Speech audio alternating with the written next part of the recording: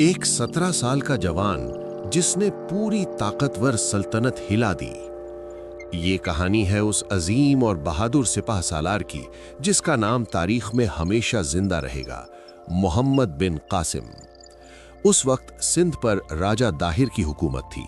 लोगों पर सख्त जुल्म होता था, खास तौर पर मुसलमान और कमजोर तबके महफूज नहीं थे। एक वाकया ऐसा भी हुआ कि कुछ मुसलमान औरतों को कैद करके उनकी बेइज्जती की गई और उनकी मदद की पुकार दूर तक पहुंची।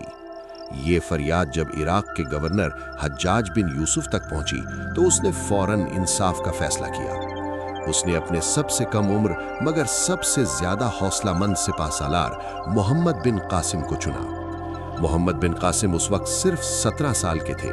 लोगों ने कहा, इतना जवान लश्कर को कैसे लीड करेगा, लेकिन उनकी आंखों में डर नहीं, यकीन था।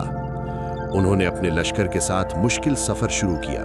सहरा, पहाड़, धूप और भूख सब कुछ उनके रास्ते में था, लेकिन उनका इरादा मजबूत था, जुल्म को खत्म करना है। जब वो सिंध पहुंचे तो राजा दाहिर ने अपनी बड़ी फौज के साथ मुकाबला किया। दोनों लश्कर आमने सामने आए। आसमान खामोश था, लेकिन जमीन जंग के लिए तैयार थी। जंग शुरू हुई तो मोहम्मद बिन कासिम ने अपनी हिकमत अमली से काम लिया। वो सिर्फ तलवार से नहीं बल्कि प्लानिंग, डिसिप्लिन और लीडरशिप से लड़ते थे। वो अपने सिपाहियों के दरमियान खुद मौजूद रहते, उनका हौसला बढ़ाते। दुश्मन की फौज बहुत बड़ी थी, लेकिन इंसाफ की ताकत ज्यादा मजबूत होती है। धीरे धीरे जंग का रुख बदलना शुरू हुआ। आखिरकार राजा दाहिर मैदान जंग में मारा गया और उसकी फौज बिखर गई।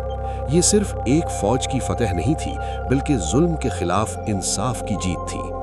फतह के बाद मोहम्मद बिन कासिम ने बदला लेने के बजाय इंसाफ को तरजीह दी। उन्होंने अवाम को अमन दिया, इबादत की आज़ादी दी और निज़ाम को बेहतर बनाया।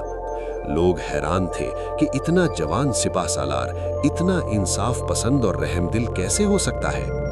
ये कहानी हमें सिखाती है कि असल बहादुरी सिर्फ जंग जीतने का नाम नहीं, बल्कि जुल्म के खिलाफ खड़े होने और इंसाफ कायम करने का नाम है। और इसीलिए मोहम्मद बिन कासिम का नाम आज भी हिम्मत, इंसाफ और बहादुरी की निशानी समझा जाता है।